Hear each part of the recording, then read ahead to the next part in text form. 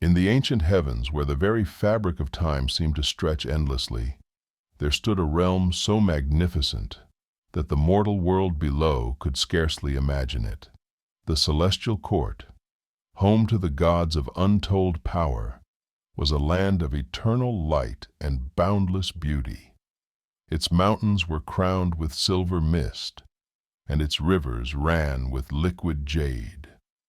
Palaces floated on the clouds, their golden spires piercing the heavens, while gardens blossomed with flowers that never withered. The greatest of these palaces belonged to the Jade Emperor, ruler of all the celestial realms. His throne sat high upon a dais made of purest jade, surrounded by shimmering silk curtains that moved as though alive. Here the gods gathered, their forms shining with the light of the stars, their robes woven from the very essence of the cosmos. But on this day the calm of the heavens was disrupted, for a momentous decision was to be made, a decision that would ripple through the realms of both gods and men. The Jade Emperor, his eyes deep with wisdom and age, stood before the assembled deities, his voice booming like thunder across the court. "A champion must be chosen," he declared, his words filling the hall of pure tranquility. "One who shall protect the celestial realms and maintain balance between heaven and earth." The gods murmured among themselves, for this was no ordinary task. To be chosen as the celestial champion meant to be granted power beyond measure. It was a role coveted by all, and the promise of such power began to stir desires long hidden in the hearts of the gods. Among those gathered were the goddess of the moon, Chang'e, and the notorious Monkey King, Sun Wukong. Though their paths had rarely crossed, their destinies were now intertwined, for both had their own reasons to seek the title of celestial champion. Chang'e, the goddess of the moon, was the embodiment of elegance and grace. Her beauty was legendary, her skin pale as moonlight, her flowing robes shimmering like the stars that accompanied her every night. Yet despite her celestial duty, a profound loneliness clung to her like the mist that swirled around her home on the moon. Each night, she gazed down upon the mortal world, watching lives unfold, lives filled with love, laughter, and companionship. But for her, such connections were distant, mere echoes in the vast silence of the heavens. For centuries, Chang'e had fulfilled her role without complaint, lighting the night sky with her gentle radiance. But the isolation had begun to wear on her. She yearned for freedom, freedom not just from her duties, but from the eternal solitude that had become her existence. Yet she knew that such freedom would not be granted easily. The Jade Emperor ruled the heavens with a firm hand, and even the gods were bound by his decrees. But now, with the opportunity to become the celestial champion, Chang'e saw a chance to change her fate.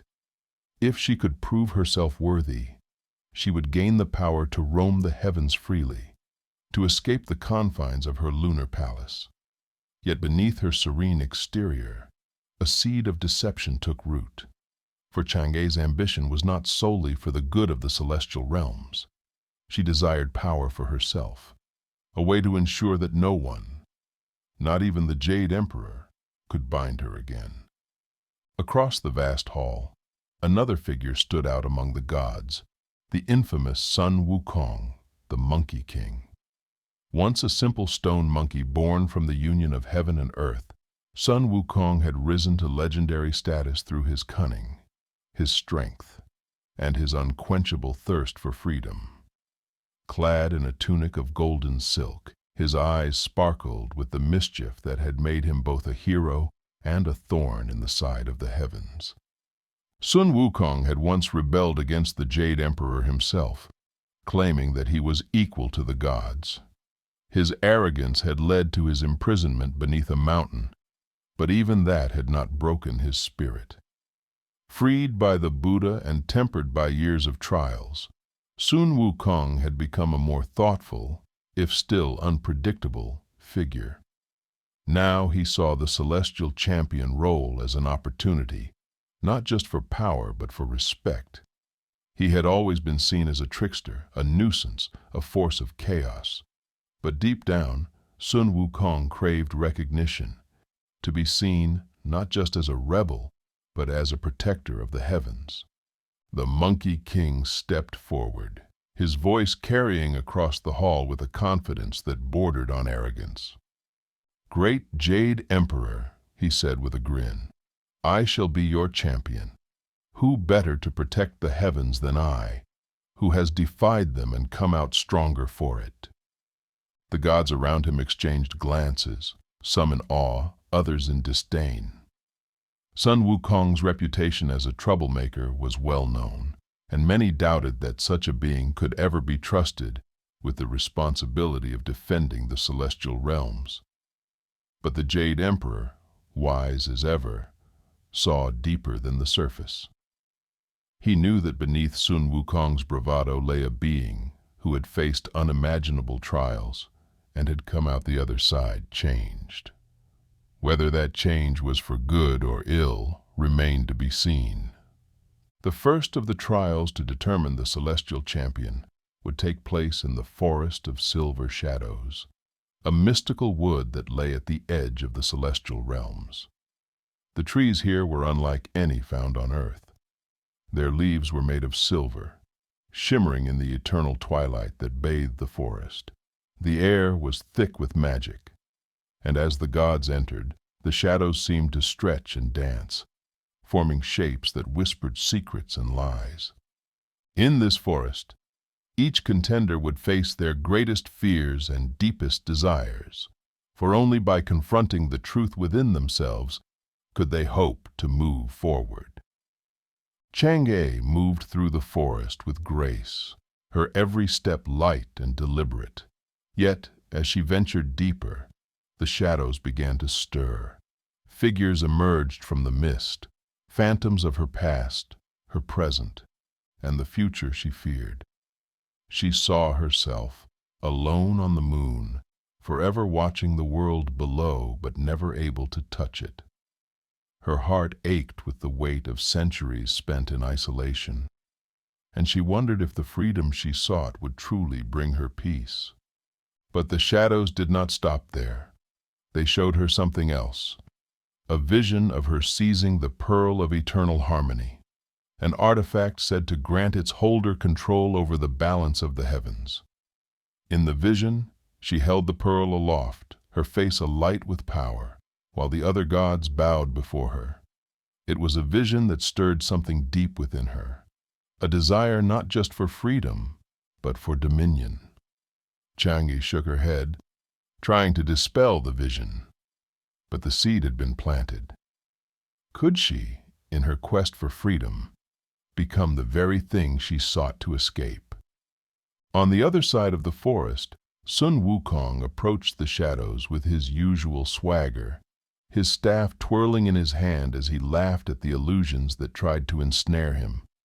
But as he ventured deeper, the shadows grew more insistent. They showed him visions of his past, his rebellion against the heavens, his imprisonment beneath the mountain, and the many betrayals he had suffered along the way. For the first time, Sun Wukong found himself unsure. The shadows whispered to him, reminding him of the loneliness that had followed his every victory. Though he had earned great power and respect, he had never found true companionship among the gods. They saw him as a trickster, a force of chaos, not as an equal. The vision stirred a deep sadness within him, a longing to belong that he had buried beneath layers of pride and bravado. As the shadows closed in, both Chang'e and Sun Wukong found themselves at a crossroads. Would they allow their fears and desires to consume them, or would they find the strength to rise above? Chang'e emerged from the forest with a new sense of purpose. The visions had shown her what she could become, and the thought of wielding such power was intoxicating. But she knew that brute force alone would not win her the title of celestial champion. She would need to be clever, to use her wits and charm to outmaneuver the other contenders. And so, she began to weave a web of deceit.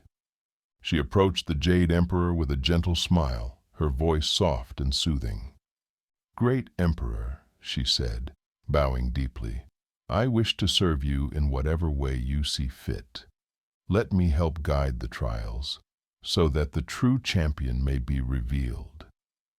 The Jade Emperor, trusting in Chang'e's wisdom and grace, agreed, allowing her to take a more active role in the trials. But Chang'e's intentions were far from pure. She began to subtly manipulate the other gods, planting seeds of doubt and jealousy among them. She whispered in the ears of those who sought the title, turning them against each other, while she remained above suspicion. Sun Wukong, for his part, was not one to be easily swayed by deceit. Though he had faced his fears in the forest, he remained as confident as ever, his spirit unbroken. But as the trials continued, he began to sense that something was amiss. The gods around him were growing more hostile, their eyes filled with suspicion and envy.